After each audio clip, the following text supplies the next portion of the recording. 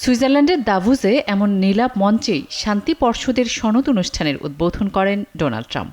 এরপরেই সনদে স্বাক্ষর করেন মার্কিন প্রেসিডেন্ট। বলেন, গাজাকে সামরিক প্রভাবমুক্ত ও পুনর্নির্মাণে অঙ্গীকারাবদ্ধ যুক্তরাষ্ট্র।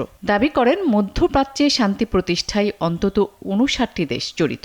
ওদের স্বপ্ন পূরণে পাশে থাকতে পেরে আমরা গর্বিত।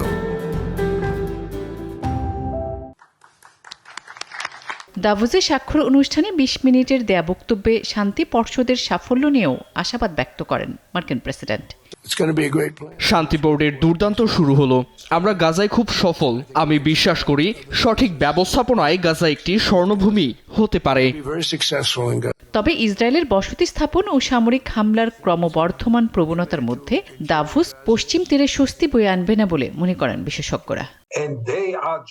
যদি পশ্চিম তীর ও গাজায় ফিলিস্তিনিদের অবস্থা দেখেন, তাহলে দাভোসে এই স্বাক্ষর অনুষ্ঠানের কোনো অর্থ খুঁজে পাওয়া যাবে না। এই বোর্ডে ইসরায়েলের অন্তর্ভুক্তিতে সেই সম্ভাবনাও তছনছ হয়ে গেছে বলে মনে করেন তারা। আসমা তুলি, নিউজ 24।